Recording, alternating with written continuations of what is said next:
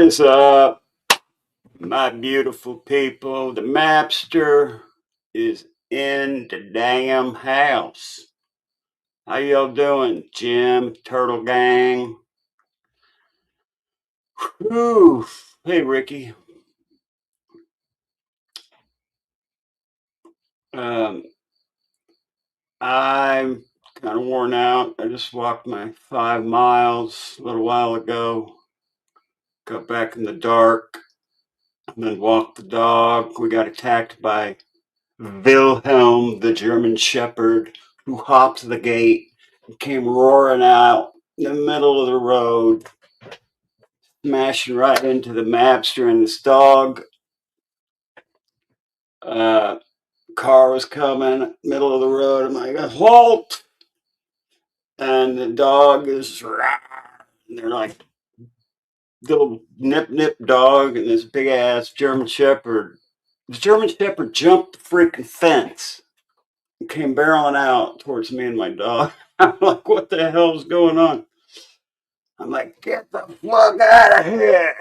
I went up to that damn Wilhelm the German Shepherd and ran his ass off so we could escape by him. That was crazy.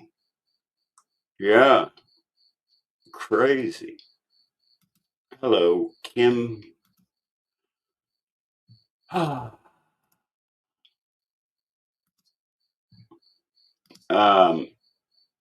Chris Nanos had they jumped the fence, came right after me. Like, damn, this big ass German Shepherd too. It looked like one of them shepherds that police dogs, that take down the criminals. That's exactly what it was. It was coming right for us. And my poor old dog is about the same size as this big ass German Shepherd. My dog is 90 pounds. This German Shepherd's about the same size. And then there's this little yip dog running around. And my dog, like, almost bit the little dog, right? And then finally I got sick of it. And I was like, rah, get the fuck out of here, you son of a bitch. Now, what they gonna do when they come for you? Bad boy, bad boy. What you gonna do? What you gonna do when they kick you in your ass? So, yeah. Mr. Here it is. The city council meeting happened today in Pima County. The city council heard from citizens and the sheriff freaking guy that was, anyway, I can show you. Let's check this out. I think it's number 2, Pima. This was today, just a few hours ago. Thank you. Our next speaker is Chris Conniff. Good morning. I've spoken to you several times over the years about Sheriff Nanos. His horrific stewardship continues. I left 4 years ago. I don't even recognize the department. The people left. You have rookies training rookies. You continue to build houses and apartments in the county. They continue to lose bodies at the department. It's going to increase calls for service and inadequate coverage for our citizens. You got rookies training rookies. And these are the rookies that were handling the Nancy Guthrie case. You got a bunch of dumbasses training a bunch of dumbasses led by a dumbass. No wonder the investigation's so fucked up. Damn. This department's being led by somebody that apparently started his whole career through lies through omission. He's wrapping up his career with perjury committed during a recent deposition concerning a sergeant with the department. It's hard to watch. It really is. I'm not sure who of you know someone in the department, but I know a lot of people still at the department, and it's troubling to say the least, and upsetting to me personally. It's gotten to the point where people just have no choice but to leave. It doesn't matter how much money you throw. they're not going to stay there under the current command staff. It's dire. I've sat here a couple different times when Sheriff Nanos has spoke, and he's not forthcoming about why people are leaving that place. It's gotten to the point where even local clowns are protesting his rule. And I don't see how the department can sustain itself. I really don't. I know there's a statute that you folks can enact, and I encourage you to do so and put him under oath. I know exactly what's going to happen, and I'm sure you have a pretty good guess what's going to happen as well. Thank you for your attention, and stop raising property taxes, please.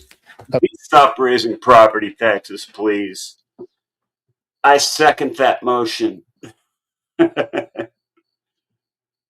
Oh, Lord. Have a good day. Thank you. Our next speaker is Lori Moore. Lori Moore. Oh, and I'll say, sorry, pardon me, Ms. Moore. The speakers after Ms. Moore are Aaron Cross, Corey Stevens, and Robert Royce. So go ahead. Good morning. My name is Laurie Moore. Sheriff Nanos is currently in the process of being recalled. As a person helping to collect signatures, the mere mention of his name gets the clipboard snatched out of my hands, followed by, "Give me that. This guy has got to go." Most petition signers only know of. All right, Melissa, thanks for stopping by, dear. You got to go to bed. I got to go to bed earlier today, too. It's already 10:30, and so it's going to be a short one. It's not going to be that long. Sheriff Nanos from the embarrassing reports on national news excoriating him nightly for a pattern of amateurish missteps in the gruesome disappearance of Pima County resident Nancy Guthrie. This does not bode well for the leading law enforcement officer in Pima County or the people who gave him that job.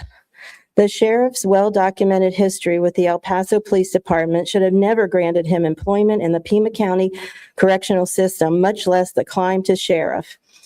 The signs were there if anyone bothered to look. For example, there is a record of disciplinary action, including a multiple-day suspension for police brutality.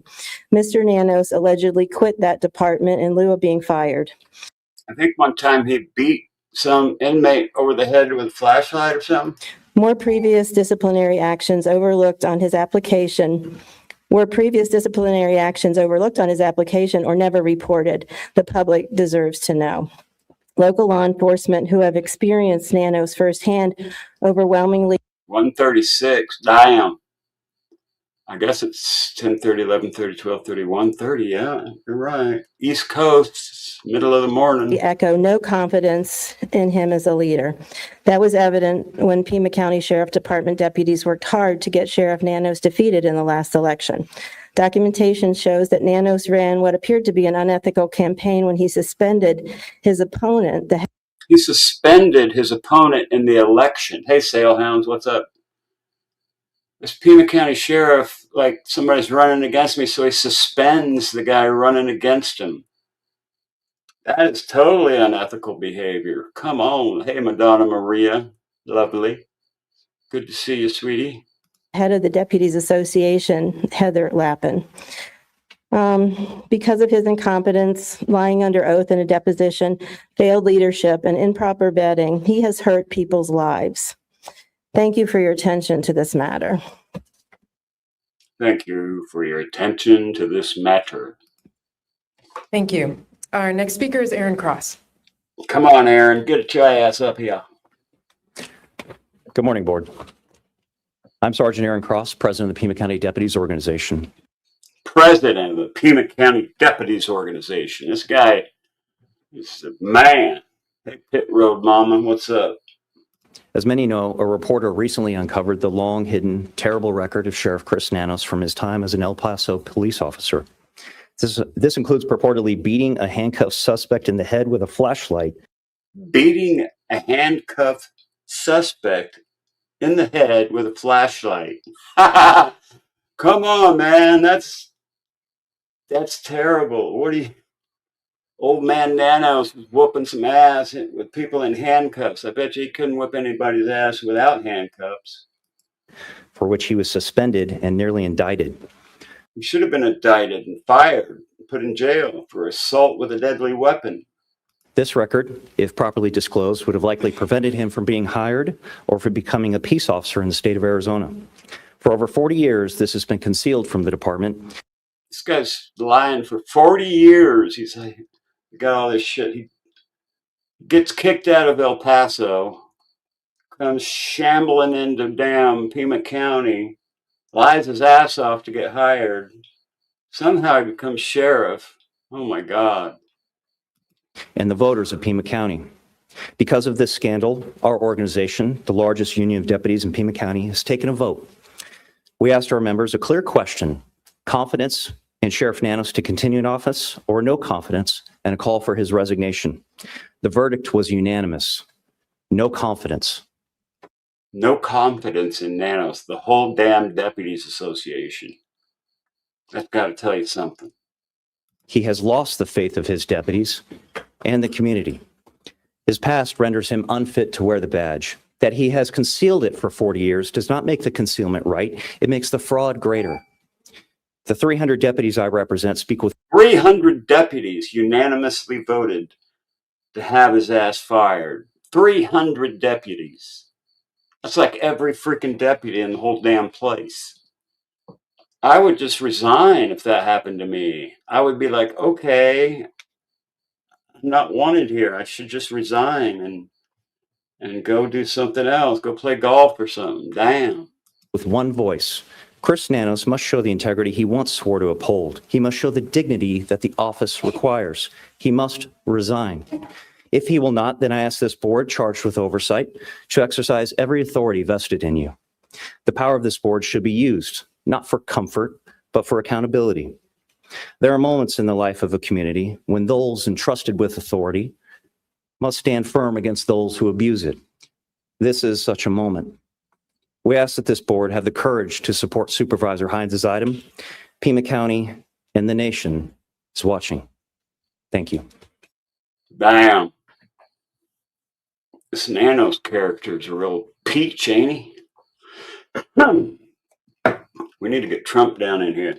You're fired. Your ass is fired. No wonder they're flubbing the investigation. I got a damn wanted poster of a guy with a bite light, same night as Nancy Guthrie went missing.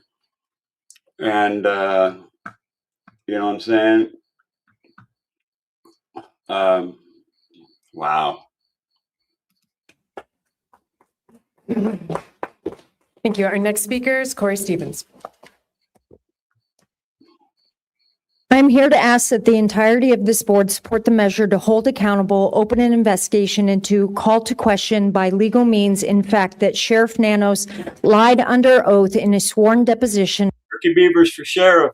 about his previous work history and subsequent discipline thereof, which is misrepresentation of office. Misrepresenting background, one might be subject to criminal investigation or official misconduct proceedings, which can trigger vacancy. Fact. Well, he suspended his running mate. I mean, the running mate was in the sheriff's department. He demoted the guy and like got him out of the way. You know what I'm saying?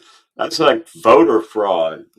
Chris Nanos' less than stellar 6-year career with El Paso PD earned him quite a rap sheet, earning 8 suspensions. 8 suspensions in 6 years. Hey, Keisha Sheets. How you doing, darling? Good to see you. Nanos resigned in lieu of termination, unfortunately found his way to Arizona. Questions that must be asked. In '83, when he was hired as a Pima County Corrections Officer, how did HR 83, that was a damn long time ago because I graduated high school in 81. That's a long time. That's 40 years. vet him properly? A simple phone call to El Paso PD would have arguably deemed him unhireable. Were polygraphs part of the hiring process back in '83? No. Surely he would not have passed. This leaves us to where we are today. It's no secret the nation has eyes on Pima County. We have a sheriff who has numerous lawsuits, an FBI RICO investigation. FBI RICO investigations? I wouldn't be surprised if he's part of this whole damn conspiracy with Nancy Guthrie, you know what I'm saying? I mean, he's doing everything he can to make it so they can't prosecute anybody. He's broken the chain of custody on any evidence they find in that house after the 2 days. Deputy on deputy rape case, a pattern placing campaign opponents on leave. Hey, Jody Johnston, you've never seen MAB on his own channel? Sweet, you're subbed up. Right on. It's good to see you too. Pint glass, tripod. Has created a hostile work environment where in many cases officers or deputies question or disagree his actions or decisions. Retaliatory actions such as duty reassignment in most egregious circumstances, demotion are sure to follow. What is at stake? Officers and deputies have been and are leaving the department en masse. A once nationally revered department has now become a training facility for officers to join other departments and agencies in the area and state. It's like kindergarten. Lillian, I love you too, even though I don't know you. Lillian's a cool cat, for sure. Lillian is a cool cat, 885. This is like kindergarten for sheriff's deputies. They go to kindergarten here in Pima County. They come here, they have a 2-year, the most senior guy is 2 years, or 3 at the most. And then they're training the other little baby sheriff deputies how to do work. The homicide unit's probably got 2 years or 3 years experience. They have no experienced homicide detectives. You know what I'm saying? And then they just release the scene after 2 days in such a high profile kidnapping, homicide, possibly. Oh my God. Precious resources lost, financial, employee, and most importantly, the loss of human life itself. If he is willing to lie about his background, what else has he lied about in the past 40 years? It is on your onus to right the ship. Thank you. And he's got some damn show going on too. My God, what kind of a tornado we got here? After Mr. Robert Royce, we will hear from Mary Elizabeth Pollard, Reyes Suarez, and Jamal Gibbons. So, Mr. Royce. I prepared a 3-minute political presentation. I'm not going to try to present it in 2 minutes. I'll just embarrass myself. I will present the essence of it at the next city council meeting in 3 minutes. But let me take this opportunity to endorse Mr. Gutierrez's recall petition. I sat in this room and watched Sheriff Napier stand at this spot 5 or 6 times. He was always serene, honest. There was no nervous energy. And he was very respectful to this board. And then I watch Sheriff Nanos. He's a bundle of nervous energy. He's totally disrespectful. The bumbling, The contrast was just unbelievable. bumbling idiot, right? And I never voted for Sheriff Nanos. So I endorse Mr. Gutierrez's petition. I'm going to be busy putting my own Jefferson party on the city ballot this year, which requires 2,000 signatures. So I won't be collecting signatures, but I will sign Mr. Gutierrez's petition, and I encourage everyone to do the same. Thank you. Thank you. Mary Elizabeth Pollard. Thank you, Chair Allen and supervisors, for the opportunity to speak.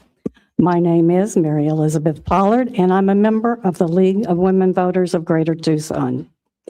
The League's president, Betsy Boja, was unable to attend this morning, so it is my privilege to use her words in reflecting our position and our request regarding the domestic violence firearms tech. All right, it's over.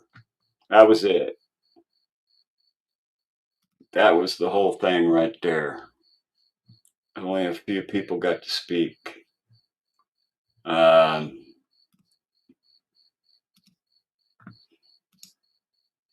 What else am I going to do here? This was from yesterday, I think.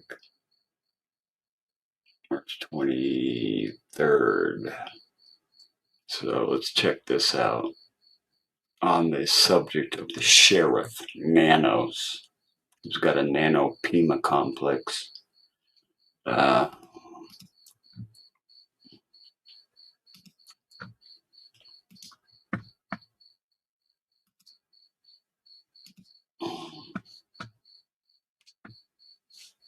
see. All right. Like anyone else I've interviewed, I would say. And that is because Rick was the sheriff's boss for decades. The Sheriff Nanos, Pima County Sheriff, was actually under Rick when he was in leadership at the sheriff's office for decades. Then Rick supported him in running for sheriff. Sheriff Nanos won, and then Rick was actually his chief deputy, his under sheriff. But things went south between them, and he's going to explain that in this episode. But he has a very interesting perspective, not only on Sheriff Nanos and what is happening behind the scenes, because he was, again, with the department for 40 years up until pretty recently, but also on what he thinks of the Nancy Guthrie case, what he thinks happened. He tells me his theory based on everything he knows on what he thinks happened. Why he thinks that there was never a major search for Nancy Guthrie, which I asked him extensively about because it's been something that's confused me. Yes, there was a search in the beginning. Remember, they brought the dogs out for 1 or 2 days, it seemed like, but we've never seen really a major search for Nancy in the desert out there. And he explains why he thinks that's the case. And we basically just go through everything that's happened, and his take on it, again, is really fascinating because of his perspective. 40 years with the Pima County Sheriff's Office, most of that time spent being Sheriff Nanos' boss. I think you guys will be interested in everything he has to say. That's coming up in a second. What I also wanted to let you know about is, remember, there's this recall where they are trying to recall the sheriff, essentially throw him out of office. The Pima County Board of Supervisors, I was just going over their agenda. They have a meeting tomorrow. So today is Monday, tomorrow is Tuesday, where in their executive session, it says that they will be having a discussion regarding recently reported issues concerning Sheriff Nanos' work history and apparent related false statements and related personnel management, internal affairs investigations, or other issues in the department. Sorry, I forgot my glasses and this text is really small. So they're going to talk about Sheriff Nanos in executive session tomorrow. So I'll follow up on that tomorrow. It's kind of interesting because he's an elected official. I mean, the sheriff is elected. It's a powerful role anywhere, especially in Arizona. So it's not like the Board of Supervisors can just... Yeah, he was elected. I think he won by like 400 votes. But his running mate was a deputy, and he like demoted the guy and got him out of the way so he could win. Throw him out. But it's my understanding they do control the budget. So it's interesting that's going to be on their agenda tomorrow. But I want to get to this conversation that I had with Rick Castar again. He was the chief deputy at the Pima County Sheriff's Office about all of the latest developments involving the Nancy Guthrie case. Rick, it's nice to see you again. Thank you for joining me. Last time I saw you, I was riding around in your car, sort of getting a lay of the land of Tucson. And then you were out of town for quite some time. And I'm interested to catch up with you and get your perspective on some of the things that have been happening for the last month or so. The first thing I wanted to ask you, Rick, is I was actually up last night kind of thinking about this. Why do you think... No, Nanos wasn't there. He was probably golfing or something. We never really saw anyone searching for Nancy. I mean, there were initially, I remember they called in Bortak, like, I think it was like day 1 or 2, very briefly, but there was never a big grid search. There was never like a coordinated search.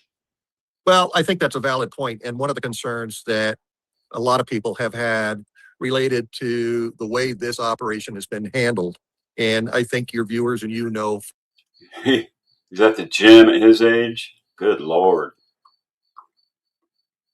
full well, I have some serious concerns. By the way, thanks for having me back. I appreciate the fact that you want to talk to me. And as you well know, I've been retired from the organization for a couple of years now, but I did serve there over 46 years, and I know the players intimately. 46 years. Damn. That said, you're talking about a grid search. Initially, the case was handled as though this was an elderly woman who walked away from her home. That was the initial response for the first, perhaps 18, 24 hours or so. Why did they think that? There was blood on the front porch, for God's sake. What dumbass thought she just walked off, bleeding? That doesn't make any sense whatsoever. And that did involve a search. There were search and rescue components on the ground, some on foot, some on horseback, and of course the helicopter.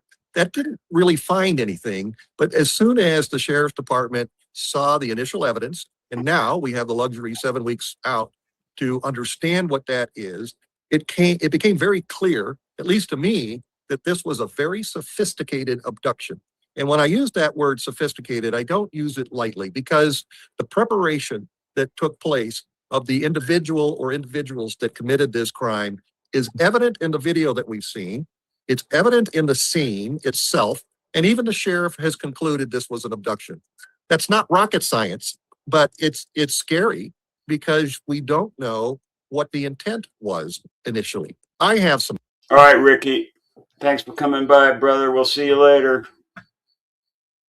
I love some Ricky Beavers. Guesses.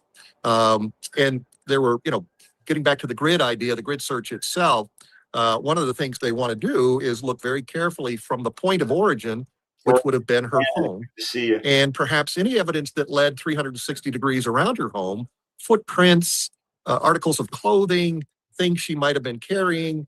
Of course, then the next step would be, well, where would she logically go? Has she done this before? But as we became well aware, she had the mental faculties and sharpness of a much, much younger person.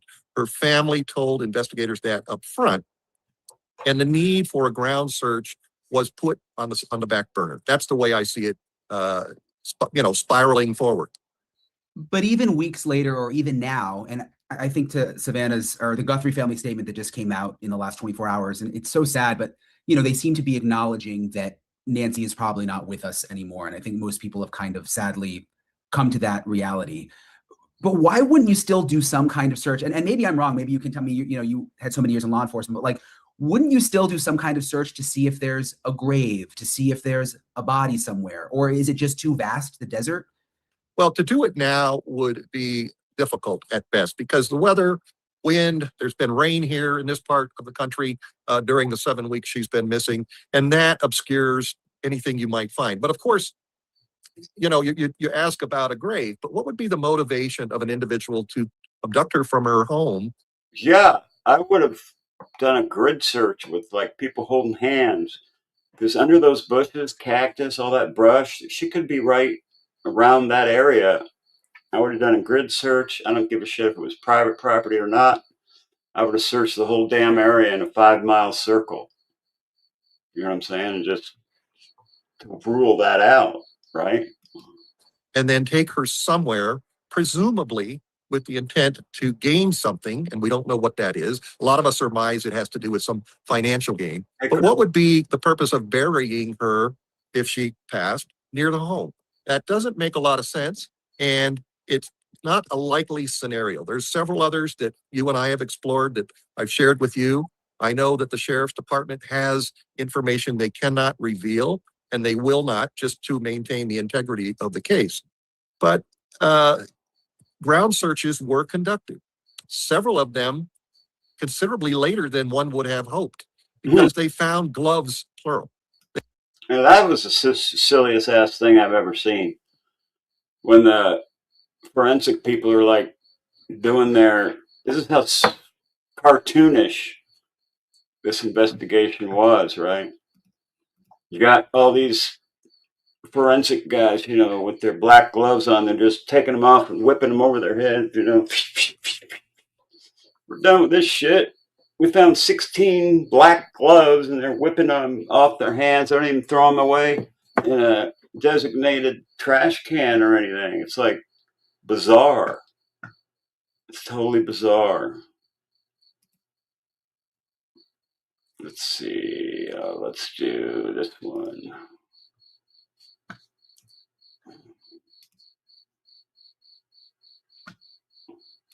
They found a glove that belonged to somebody working at a nearby restaurant. And that kind of doesn't make sense. Apparently, there's some association between other evidence and an Uber driver. I know that they've interviewed, you reported at one point, the FBI SRT team went out and interacted with somebody who was an Uber driver. That didn't produce anything concrete. And they've taken steps to be as careful as possible, but as you've heard from me before, I don't think the right things were done initially. And I think the outcome, it may or may not have changed if certain things were done initially. Regardless, they're still pursuing this, albeit a much smaller investigative entity, but they're still pursuing this. You mentioned things that they're holding back, law enforcement. I know you don't work there anymore, but you did work there for more than 40 years, which is amazing, by the way. Do you think that there's a lot they're holding back? Because I've kind of struggled with that. Like, do you think there's things that they saw inside the house, like big, details that they are specifically not telling the public? Or do you think by this point that stuff would have gotten out? Well, I think a lot of it has gotten out, but you say big details, and that's kind of a subjective term, what big means. But the purpose of withholding information on a case is so that the investigators, when they do have a person in custody, and let me take the example of this Uber driver, the guy that the FBI went and talked to. They have information that only the bad guy would know, or perhaps the family. And that has to be withheld, because if at some future point we discover who committed this crime, there are ways to interrogate that person and try and deem specifics that only that person would know. Right. And then that adds credibility to that person's story. There are somebody in an interview with me one time called them clowns, and I think that's probably the perfect description. But there are individuals out there who purport to be the ones who did the crime, but they don't have the level of detail that law enforcement is withholding, and it can be easily disproved that somebody's come forward and said something and it's not valid.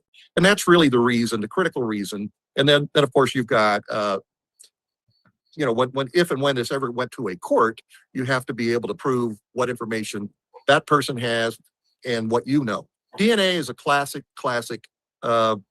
serious piece of evidence today. It didn't exist when I started out as a foot cop, but it does today. And that has expanded beyond just the actual DNA and somebody to compare it to. It's now gone beyond familial relationships and DNA databanks that have close enough information to steer investigators W2, Shauna. toward some narrower scope. I believe Yeah. that they have that. I believe they have some DNA that it can't be compared to an individual because they don't have the individual, or that individual had never been arrested for a serious enough crime for the DNA to be in the database. But they've got something that might tie into family level and draw investigators toward singling out who may have done this. So based on all your experience, and you mentioned, there are things that you don't know, there are things we don't know, but based on all your experience, what is your theory now? Because I talked to you early on. Is there one hypothesis you have based on the facts that we know? I'll be right back, you guys. Here's a couple of things, and I got enough mods right now, sweetie. So I'm good. Autumn, Riggs. I'm going to take us, if you don't mind, Brian, through the chronology of what happened and what we know. One of the first critical things we saw was blood on the porch. And I think your team reported that. Secondarily, the FBI gets involved, thank goodness. And we see that there was a video camera that did record an incident. A suspicious or a individual who covered his identity walked up. If you watch that video carefully, you'll see him approach slowly and with his right shoulder toward the camera and his turning to his left with his head. That tells me he knew where the camera was. That tells me that perhaps this, and that's when I underscore the word sophistication, that this individual had that information in his mind when he walked up to that front porch. He slumps forward, kind of buries his head into his left shoulder, walks towards the camera, slowly puts a glove up, turns around, picks up some brush, apparently, in the porch. And I already had my ice cream, ate dinner, had ice cream, and then I walked the 5 miles. And then I took a shower because I was soaked in sweat. So I was a little late getting started. Front, and then puts it in front of the camera again, covering it with his glove and his brush. That's preparatory work. Hey guys, I was in Arizona for almost a month and a half, and my eating habits, they were not great. There was so much good. It really seriously indicates knowledge in advance of him walking up to that porch. People said, well, this could have been a random burglary attempt. People don't walk up to porches knowing where cameras are. They don't walk up to porches hiding their identity and taking the level of sophistication this guy took to cover him. Jessica, leave me a comment on this video, number 58. Himself up. He wore multiple pieces of, or multiple gloves on his hands. I think I can see that. There's some suggestion he had a jammer, a radio frequency jammer in his pocket as he walks up. That was highlighted at some point in the evidence. So my theory is as followed based on what I'm seeing. This was planned, and I believe it was planned not as a sole individual, but probably a couple of people. I say 3 people, 1 woman. That's what I'm guessing. I'm going for it, baby. And I will stay strong, silly videos, parent. And she was abducted. She probably struggled and was some way, somehow injured in that process, and she was taken away. Now, here we are 7 weeks out. What's happened? Sadly, I believe, and I think the family is likely coming to this conclusion themselves, she's likely passed as a result of lack of medical care. Do I think Nancy's in Tucson? She may be, but she's probably not with us anymore. She's with the good Lord Jesus Christ and happier than can be right now. Probably what I would say. We know that she needed specific drugs, and Recent she girl. needed medical care to keep her health. And I can't imagine that an abductor or abductors had that ability. If they did, and if this was planned out to the extent I believe it was, where would they take her? And there's some level of logic in my mind to go south, and I've mentioned this to you, Brian, before, into Mexico with the... Guys, they could have taken her into Mexico, but there's a lot of houses around there that are vacant, that are snowbird houses where some people live back east, and then in the wintertime they come out and stay in Arizona. Then in the summertime, when it's freaking 120 degrees, they go back to wherever the hell they came from back east. So there's a lot of empty houses around there, I'm finding out. And a good percentage of those houses were all built in the 60s, 1960, 1950s, 60s. And a lot of them have bomb shelters in them. So she could very well be in the neighborhood in a damn bomb shelter, for all we know. intent of having resources where they could hold her and then interacting with the family for ransom or whatever their gain was. I haven't heard anything from the investigators, from the sheriff's department or the FBI, that anyone went to all the border checkpoints that are adjacent to this county. And we're talking 100 miles worth. They're not, a lot of it's desert. But what would prevent an individual who had planned this out to the level that I think he did from going into Mexico and harboring her someplace in Mexico where theoretically they could deal with her medical issues? I believe that she passed somehow, that she died somehow while that plan may have been attempted. Yeah, I think she probably had a heart attack during this abduction and passed away, or, you know, I have the hiccups, sorry. She probably passed away from fear, lack of medication, you know, within the first day or two of her abduction. So that's why you never saw proof of life. And I believe that negated their opportunity to get what they wanted from the family. A lot of us think it's money, and that very well may be. You know, I know that the family has come up with over $1 million and put it out there that they would just like the return of Nancy. There's no specificity with, we want her alive, we just want her. And nobody has come forward and taken advantage of that, except... Why wouldn't they even, you know, just bring her body back for the $1 million? There's ways to do it that where they could get the money and not be found out. I mean, I'm aware of ways you can do that. That you start, what you do is you start a escrow account. You deposit the money into the escrow account, and you have an escrow person who doesn't have a dog in the fight. He's not law enforcement, and he's not with the kidnappers or anything. Just somebody who's hired. You give somebody $5,000 and you say, these are the escrow instructions. When you receive the body, you release the money. And that's their job. And nobody can stop them from doing that. So when the body is returned, then they just release the money and it's done. Maybe everybody's just an idiot in Tucson. I don't know. for perhaps a clown or two. And we've seen that happen. So my theory is that she's passed. My theory is that they have nothing, they being the perpetrators, really have nothing with which to bargain any further. And what they may have done with her, I don't know. Savannah made clear, though, a couple times that they were willing to pay for her return, even not alive. It Right. sounded like, you know.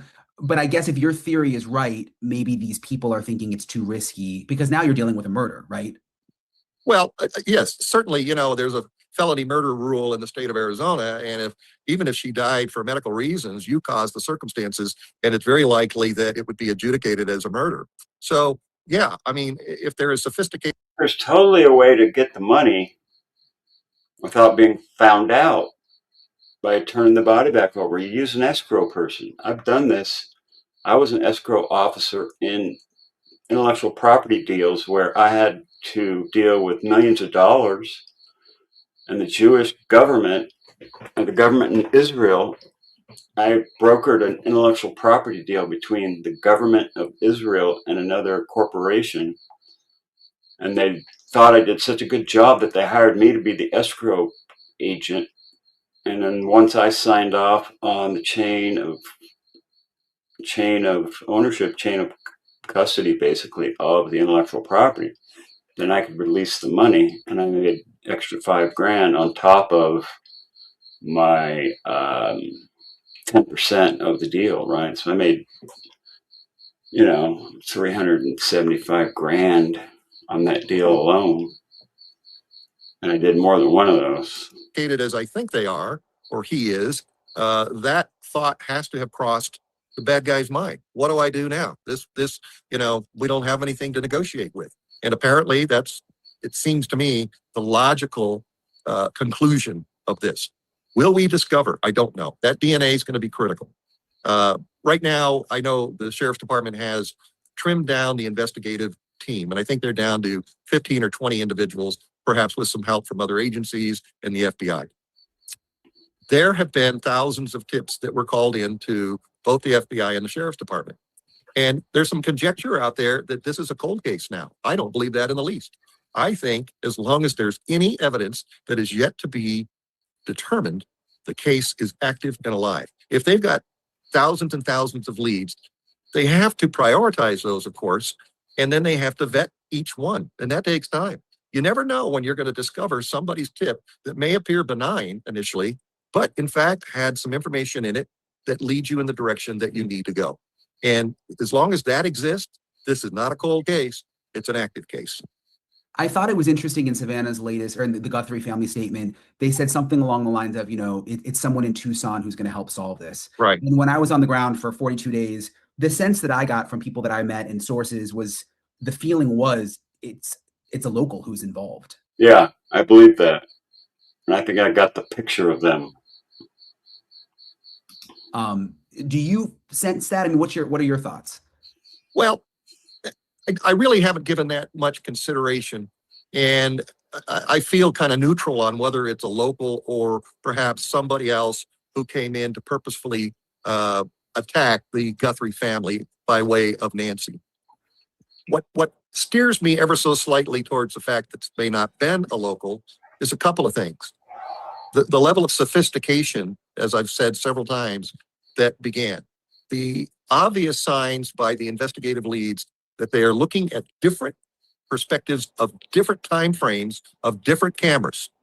You may recall there was a vehicle fleeing the location, but it wasn't exactly the night of the abduction that they looked at. So the investigators have some information lending itself to other time frames other than the night of the abduction.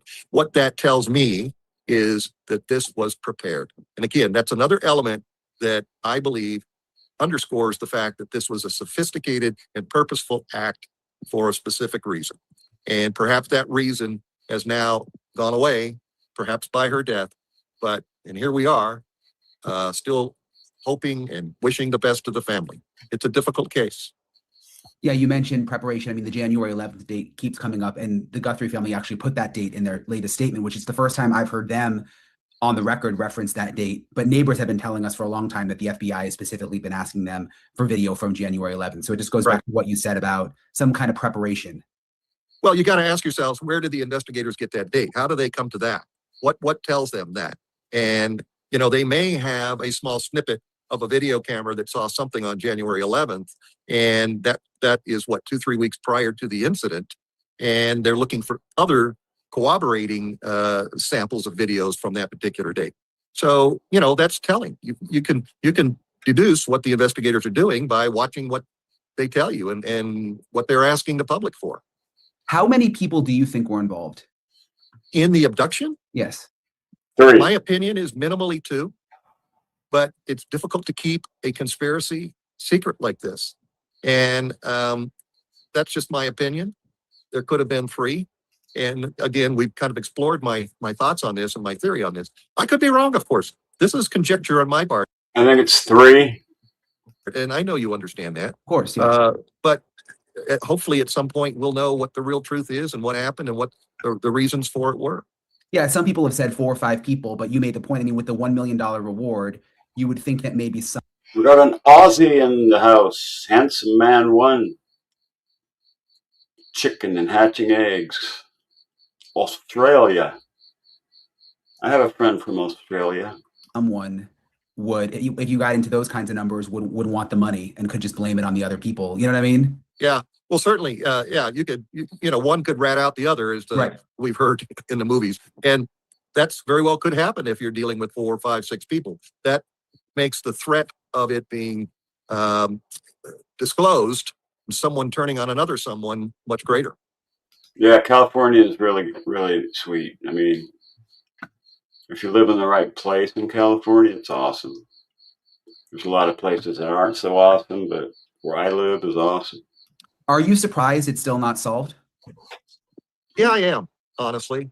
I'm disheartened because I know that the longer this takes, the chances of her being alive become very, very slim. I am surprised because there was a lot of encouraging elements to the investigation, especially that ring camera, or excuse me, the whatever the other one is, the camera The Google footage. Nest. Yeah. Yeah. And that seemed to be a very strong turning point in the investigation. There were parts of that video that I'm sure the investigators have dissected. For example, the neck area, the mouth area, the hair, the mustache, eyes, eye color, all of that. They would be able to dissect it considerably and hopefully come up with some part of it that is specific to an individual. You know, today we use our phones and face IDs. Well, so does security at the airports. And so does security for other places across the world. And there's specifics to each person's eye and mouth and creases and cracks and all kinds of different things that now through the computerized technology that we're using can help narrow things down. But you may have thousands and thousands of things for people that are close to those things. I'm sure they're looking at that.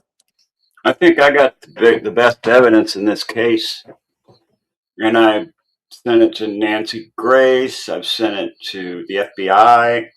I spent all day sending my evidence to different people and institutions.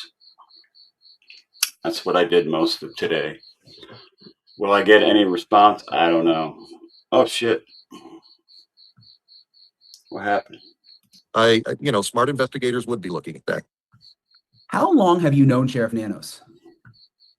Well, his entire career. And back in 1984, when he began, I was probably a patrol sergeant and we didn't interact. Later in his career, I got promoted, he got promoted. And of course, you know, the leadership roles of the organization changed. And as I told you before, he worked for me the majority of his career. And so I know him. What I was... Something glitched and I disappeared. I'm no longer in the damn place. What the hell's going on?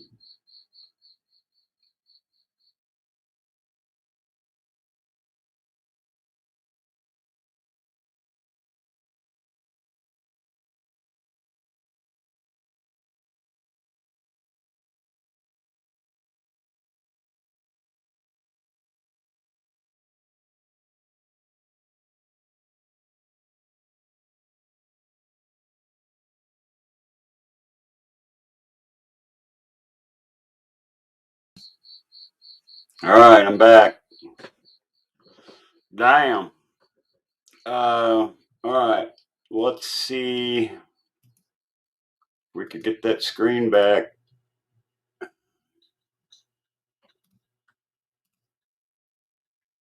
All right, we're back. Told is he's a bully by many people who would come to me and personally relate, look, Rick, the guy works for you. He's patronizing you, but he's a bully to all of his subordinates. I didn't believe that until I went to work for him, until he became the sheriff and I was his number two. And then I became strongly aware of the type of egocentric individual he is, how vindictive he is, and how vain he is. And actually, his vanity is one of the first things that became so evident to this nation and the world as he's out there, talking to anybody and everybody that he could, instead of coordinating with the FBI and perhaps ensuring that the proper step be taking to find this woman instead of just being an idiot. Collaboration of investigators in this valley got together and started to rethink the evidence. You guys ready to search party for the MABSTA? I was here, it just glitched me out. Everything went white, and then when it came back, I was gone. So I had to find my way back. That they had. One person's idea, and I'll use myself as an example. You've asked me what my theory is, and that's mine. But if I were to sit down with another learned individual in investigative work and like MAB, you'd know who the perp is. And then you could capture the guy I've got on my wanted poster. And then you could question them, get the other two perps, and you'd be able to solve the case. And walk through all the elements of the evidence. He and I, or she and I, could bounce off of each other ideas and concepts. Exploring with Jim on YouTube? I haven't. I'll write it down though. Exploring with Jim. We're brothers. One mind is much, much stronger, greater, and two is much greater than one, three, and so forth.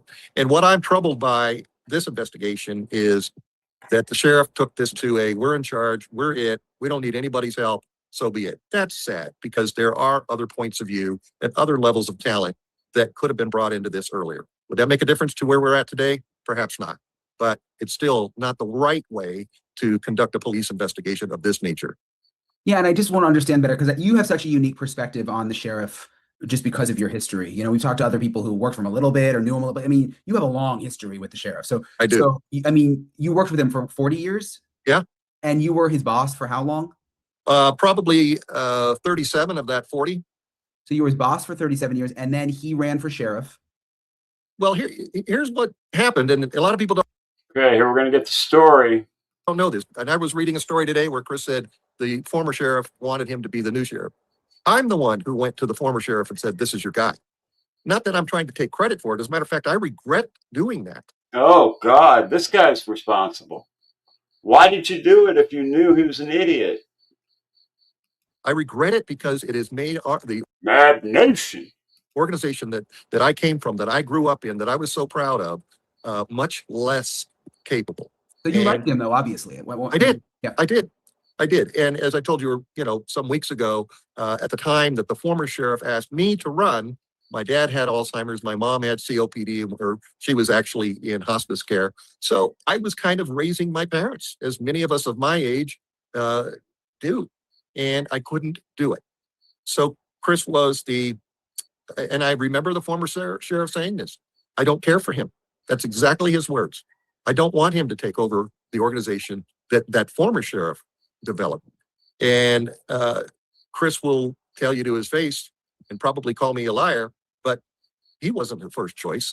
And it's egocentric for me to say it, but it's the truth. I was, and I couldn't, and I regret the fact that I supported him because there are other people within the organization that could have, and I believe would be more fair-handed in the way they deal with others in their own team.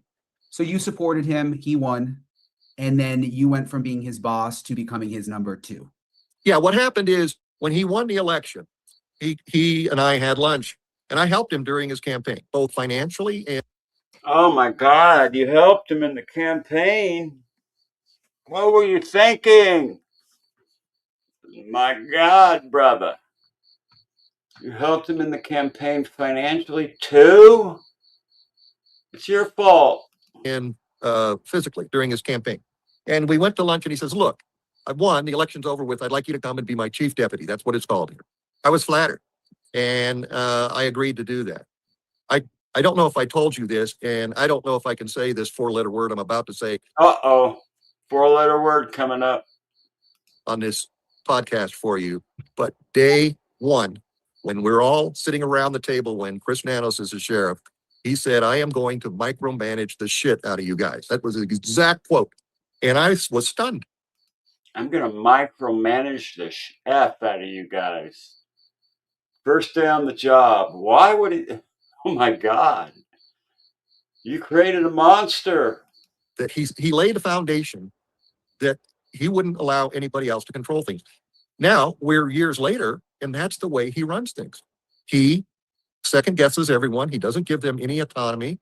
He won't take other opinions. He wants to do it his way. And we saw that happen in this particular case with the FBI. He's held. Is my evidence or knowledge of the perp secret? No.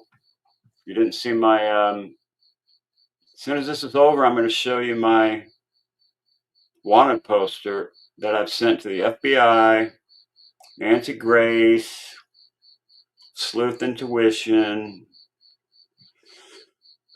Dad's Gone Live, and anybody else I can think of. I haven't sent it to the Pima County Sheriff's Department yet because they're idiots, but I might have to do that too. A grudge, and I use the word, he has great disdain for them. And that's just his style, which is not right for this community.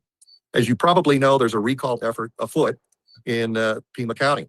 And that's a very difficult thing to make happen because there needs to be about 120,000 signatures just to get something like that on the ballot. And then it goes to the voters and they decide if they're going to keep him or not. Given the history and given the clarity of what's come to light as of late, especially with his past in El Paso, I'll tell you something, Brian, and I was asked this not too long ago. Had his past been known in 1984 when he came to hire for the Pima County Sheriff's Department, he would have been disqualified based on his past in El Paso. Disqualified. He never would have been hired at all. Yeah, I did some investigative journalism. I got 2 different pictures from 2 different scenes. One guy that was using a bike light on the same night Nancy went missing. And then Dad's Gone Live had a screenshot of a creep that was creeping around Nancy's neighborhood in the middle of the night. It just turns out that I think it turns out to be the same guy.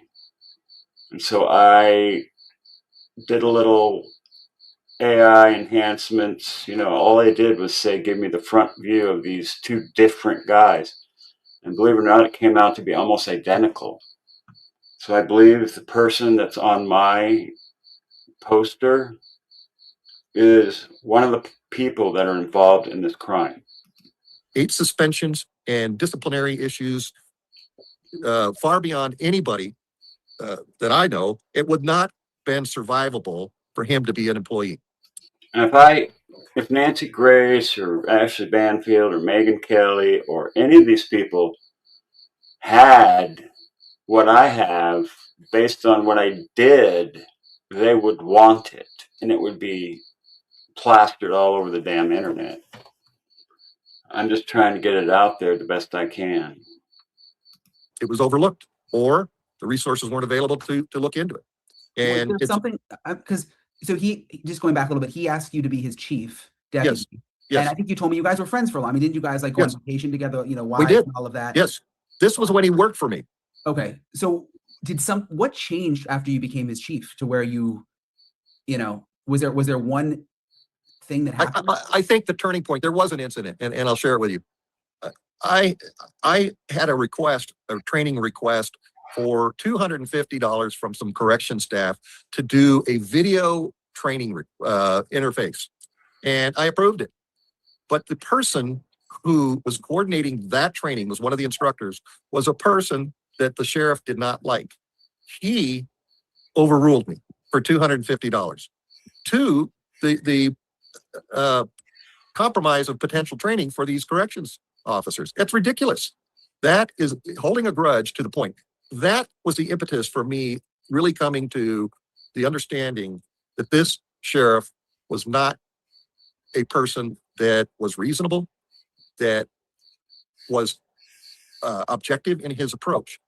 He does things based on his emotions, and he does things based on his ego. And that's not the right way to do it. We tell cops and police cars, if you interject your emotions in your dealing with an individual that you may write a ticket to, or You leave your emotions and your ego at home when you put on that badge and you put on that weapon. You're serving the people, not yourself. Crying out loud. I was going to say CHRIST sake, but I'm not going to do that. or you may be arresting, you're failing. Don't do that. Be fair-minded. Be objective. It's hard not to because you get PO'd when people do some things to you. So it's hard not to. But this guy does that. He dictates, he demands loyalty, and he makes decisions based on emotional aspects of himself. With the recall, I was listening to him on the radio talking about this. And, he was like, look, this is from 40 years, in terms of the El Paso situation, this is from 40 years ago. I was like their youngest cop ever. I was in my, early 20s. Yeah, he just kind of shrugged it off in that way. Like, look, I can't remember every little thing from 40 plus years ago. You don't even remember beating a guy over the head with a flashlight that was handcuffed? You don't forget shit like that, Nanos. Come on, man. That's bullshit. I don't buy it. I don't buy it for two reasons. One, there's a 2-year difference, and he claims it was administrative error. There wasn't an administrative error on when he left El Paso to the day he was hired to the Pima County Sheriff's Department. 8 suspensions in 2 years. That's 4 suspensions per year. That's terrible. Horrible. Unacceptable. There's a 2-year gap there. That doesn't make any sense whatsoever. He didn't want anybody to know what his history with El Paso was. I think in his own heart, his own mind, he knows all too well he would not have been hired had that come out. But in the mid-1980s, early 1980s, there wasn't sharing of files of that nature. You've seen the files. Yeah. They're handwritten or typed.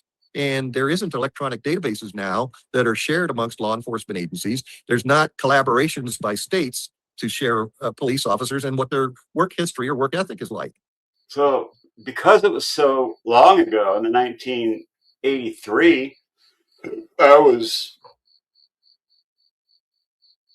20 probably, and they didn't have all these databases where they share. You couldn't really just get on a computer and check somebody's history. They should have called El Paso Police Department and spoke to the sheriff of that agency and asked them what Nanos was like and what his performance was in El Paso. They should have done that, and they didn't. They blew it. And their evaluation, I don't hear anybody saying Chris had good evaluations. All I hear is his apologies for the administrative error, which is bogus in my opinion. Why would, in a civil case that's currently pending, and he is being deposed, which is under oath, and I have to underscore under oath, you get caught lying, it's perjury. He's going to commit perjury. He told the lawyers he'd never been suspended as a law enforcement officer. So he lied under oath. He'd been suspended 8 times. It was as open. Resigned before being fired is exactly what happened. And I don't believe that they ought to be able to do that. I think they need to get prosecuted for crimes committed as an officer. If you commit an assault with a deadly weapon as an officer, you need to be charged with the crime that you committed. I don't give a shit if you're an officer or not. If you beat somebody over the head with a flashlight when they're in handcuffs, that's assault with a deadly weapon and restraint of the subject. The guy can't even defend himself. Open-ended is that, a law enforcement officer. And that's going to come back to bite him. He's going to lose that civil case because it involves the young lady who ran against him as a Republican and some of her supporters. But he'll lose that handily, in my opinion. And it's going to come back to haunt him on the perjury side of this. So I just don't buy it. With the recall, do you think there's any chance, and just, you know, the pressure on him now, that he would retire? No, he's too egotistical to retire. You see me smiling because I know his ego won't let him. And that's sad. You know, when people get pushed against a wall, most people are introspective enough to start looking at how they act and what they do and why they do what they do. Chris Nanos doesn't do that. He's not a very introspective individual. And he, again, I think his vanity and his ego dictate how he's going to proceed. That's why he was damn near crying on the damn, in one of those, you know, remember the first interviews he was doing, or the press conferences, he was damn near crying like a damn baby. This is too emotional. Maybe he was dating Nancy. Hell, I don't know. Recently, we haven't seen much of him on television. And somebody got to him and told him to knock it off, thankfully. And perhaps he's done that. But I don't think he'll give up the ship. I think he'll continue to fight it. And will it be successful? I believe this recall petition could very well be successful because you know the votes of this last election for him. He won by 495 votes. That's not much. It's not much at all. That's not very many where thousands, tens of thousands and thousands were cast votes. What do you think the Guthrie family is thinking in terms of the sheriff? Because obviously, I mean, you want to be supportive of the agency that's trying to solve your family's case, and they haven't said anything publicly bad about him, but I would have to imagine there's got to be some frustrations. I would agree that there is likely some very serious frustrations, but they're not going to be public about it. And that's because they exercise discretion. You know, Savannah's a very public person, and we all know and love her as one of the Jims that have come from Tucson. And she has a national following and a national aura, and people respect her because she's a compassionate and caring individual. I told you before, I worked with her personally when she was a start-out reporter here after law school in Tucson, Arizona. And she was always pleasant, always deferential in her interactions with law enforcement, but she was objective and fair about things. And you don't have that kind of personality and come out and say this sheriff is making mistakes, because she's not qualified technically, and that's just not her personality style. Early on, you had even President Trump saying publicly, we will assist in any way we can. You had the Border Patrol publicly saying, you know, we searched a little with BORTAC, but we'll do more. You had the Cajun Navy coming in and saying, United Cajun Navy, who are idiots and who are grifters, in my opinion, speculation, innocent until proven guilty. just tell us where to search. We'll bring all our people in. I mean, if the sheriff really wanted to search, he could have had, I mean, Trump would have probably sent the military. I mean, he was really into the case for a while. I guess I'm still trying to understand why not do that? I'll tell you what my opinion is. I believe some of the searches that began within a few days after the fact were reactionary and were pressured by public opinion and were, we forgot to do this and we should do it now. Was it appropriate at that time? I guess at some point it needed to be done. Should it have been done sooner? Absolutely. Absolutely. What I'm trying to suggest to you, Brian, is that Chris is not interested in other perspectives or other opinions or somebody trying to help him, especially when it comes to investigations. He considers himself, he'll never say this, but he considers himself to be the premier quintessential police investigator. Oh, God. Really? And he doesn't want anybody else's help. He can do it himself. He was a boxer. A boxer? That doesn't give you any investigative acumen. And he was a good one. And, you know, it takes a certain personality to be a boxer and both be pretty good in his weight class. So I just don't see him, first of all, throwing in the towel and quitting. And I don't see him eliciting other help from other individuals. He just his ego won't let him do it. He's a hard-headed son of a bitch is what he is. I really appreciate Rick for taking the time to talk with me. Again, I found his perspective especially interesting because he was in law enforcement in Pima County for 40 years. with the sheriff's office, and because he was the sheriff's boss for most of that time. And you heard him explain it. I mean, they were friends. So we'll see what happens tomorrow again at this Board of Supervisors meeting. And I'm trying to think if there's anything else new. The only other thing I wanted to update you guys on is, if you watched my episode from yesterday, obviously the Guthrie family released a new statement urging people to continue to be vigilant and search, and hoping that someone has some information that could lead to Nancy.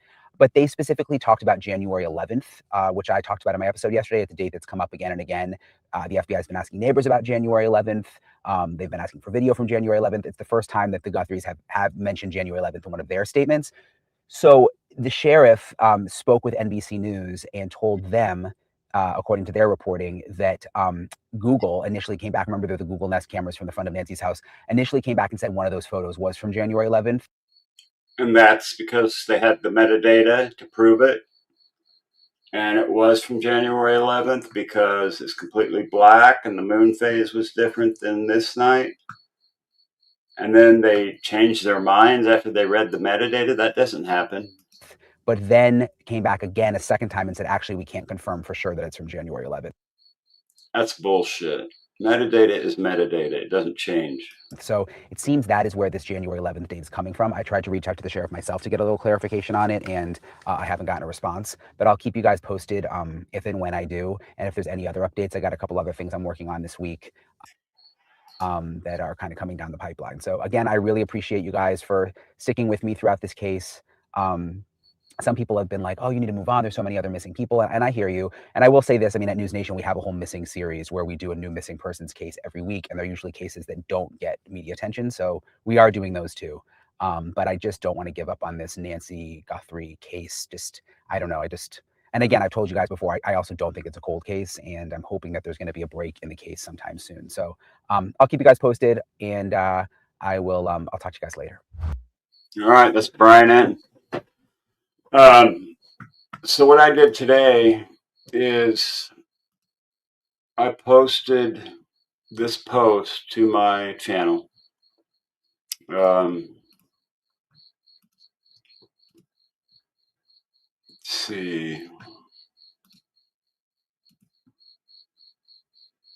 Okay, I developed this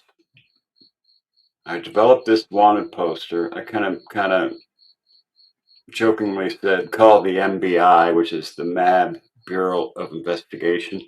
The MAB Bureau of Investigation, and the phone number is my call-in number for Google Voice, right? So anybody can call my number and leave a message and I will get it. But I made this this is the guy with the two backpacks, right? That was using the bite light. And this is the guy that Dad's Gone Live captured creeping around Nancy Guthrie neighborhood and Luke Daly's neighborhood. In fact, he backed in to a house 2 doors down from Luke Daly's house, trying to hide from Dad's Gone Live. And then he bolted, drove really fast past Jacob. And Jacob has that really killer camera, so he was able to get this screenshot. He was able to get this, and then I took a screenshot of it. And I ran it through AI, and I said, give me a frontal view of this guy and give me a frontal view of this guy. And what came back was this. And let me make it bigger so you can see what I'm talking about. And he was driving a 2021 to 2024 blue Nissan Rogue that Dad's Gone Live took. And I also took a screenshot of the two backpack guy using the bite light from the video from the night Nancy Guthrie went missing. And made a wanted poster for the guy, I think it's Guy, not guys. I used ChatGPT to get a frontal view of each guy. What do you guys think of this? Same guy, or this could be the porch guy? I think this is the porch guy. or one of the team of them. This is one guy that was involved. And so I sent a message to Nancy, or to Savannah Guthrie. And I said, very important that you look at my last post under the MAB Investigates channel. I don't know if people will see it and they'll look at it. I sent it to Nancy Grace. I sent it to the FBI. And I sent it to Sleuth Intuition. And I sent it to Dad's Gone Live. But those guys are busy. They get a lot of emails. I don't even know if they've seen it. And when I'm on my iPad, I couldn't. Somehow it doesn't let me send super chats very well on my iPad for some reason. It just pisses me off. But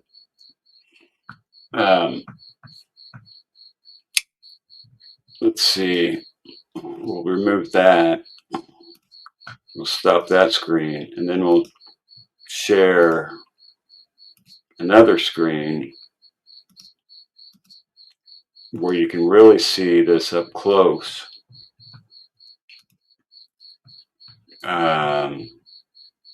Wait a minute. Is that right? No. Let's take this down. Stop that screen. Share another screen. My window. This is the guy. Okay.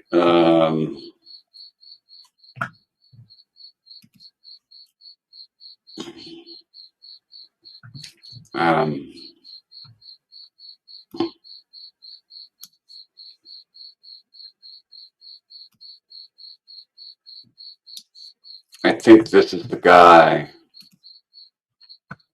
that is part of this situation. So I sent it to the FBI, Nancy Grace. I don't know if I sent it to Banfield or Megan Kelly, but tomorrow I'm going to send it to as many people as I can and show them how I came up with it. That's why I took on my post, I gave them, the source material. I think everybody knows who the two. Hey, Jim, thanks a lot, buddy. $2. That'll help me get a quarter cup of coffee. Appreciate that, buddy. I believe this man to be the same individual. This has his hair grown out a little bit, and this came from the 2 backpack guy, and this came from the car, the 21 to 2024 Nissan Rogue, the blue one. And I believe Jacob has his license plate number. So as soon as I can get Jacob to see this, give me the license plate number. Do I have a window open? Yes. You hear crickets? I hear crickets. I have a window open, yeah. It's hot today, so my window is open and there is crickets out there. But this is the guy that I want people to see. And I want them to see the source material that I got it from, because it's important. So if I hear back from Nancy, you might see me on Nancy Grace, but you will see me in Mrs. MAB on Guilty of Crime on Friday. We're going to do a collaboration. So that ought to be fun. Jay Scott with Guilty of Crime. Me, Jay, and Mrs. MAB will be doing that show on Friday, this Friday. So you want to catch that, right? Bam.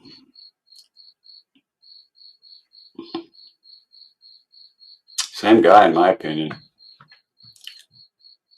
I just can't, my gut said it was the same guy when I saw the car way longer. Last week, I think I saw the car, and I remember it just clicked in my head. I knew it was the same guy. So I went through the trouble to do all this and make this little wanted poster.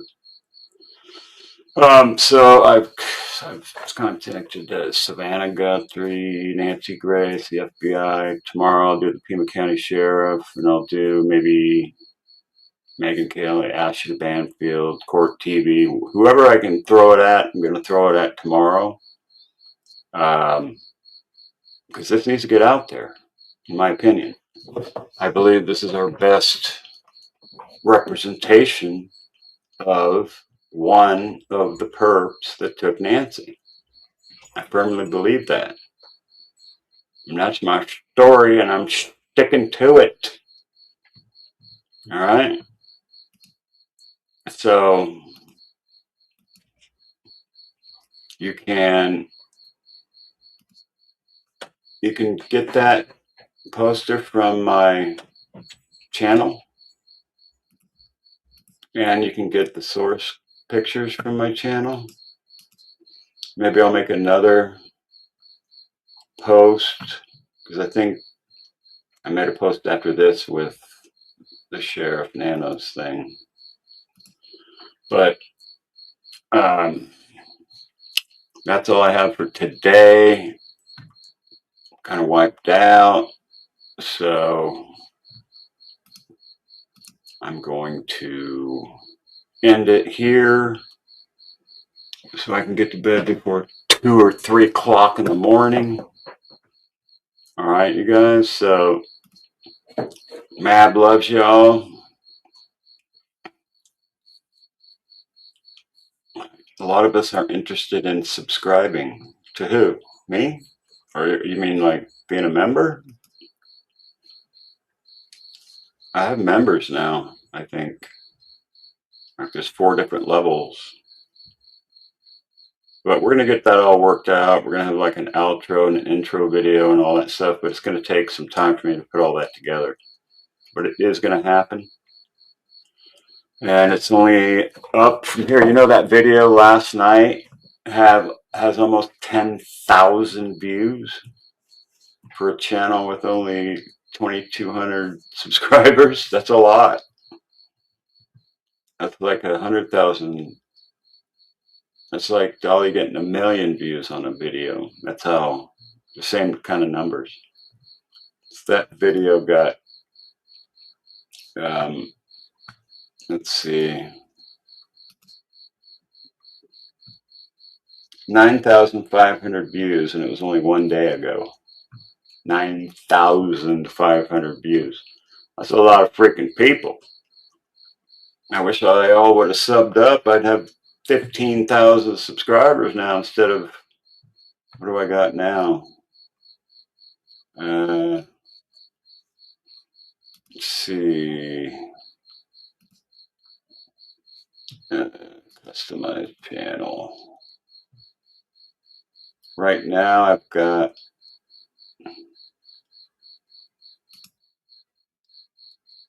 2,296. I need 4 more for 2,300. 4 more, you guys. If there's 4 of you out there that aren't subscribed, sub up tonight, and we're hitting 2,300 subscribers. And then we're going for 25, and from there it's going to be 5,000, then 55, then 10,000, and so on and so forth. So we're going to the top, baby. It's going to take off like a rocket ship. That's what I'm talking about. All right. Yeah, I've got memberships, I believe. I'll check it out and see how it works tomorrow. You're here from Dad's Gone Live? I hope he sees this the email I sent him. I sent him an email, and I did a super chat and said, hey, did you get my email? And he said, I'll check it in the morning, and I never heard back from him. He's a busy dude, right? All these guys got lots of subscribers. Sent it to Dolly. I haven't seen hiding her hair of him today. But I will be back tomorrow. Yes, do that, because I think it's important for him because he's the one that got the picture of the guy in the blue car. And he was getting the chills and goosebumps from this guy. It was that creepy. He actually called 911. And I think he has the license plate. I want that license plate number because I know a very high-end private security firm that are run by two friends of mine. And if I get that, I will be able to identify this person. And then from there, we will question this person and possibly get to the other two perps that took Nancy.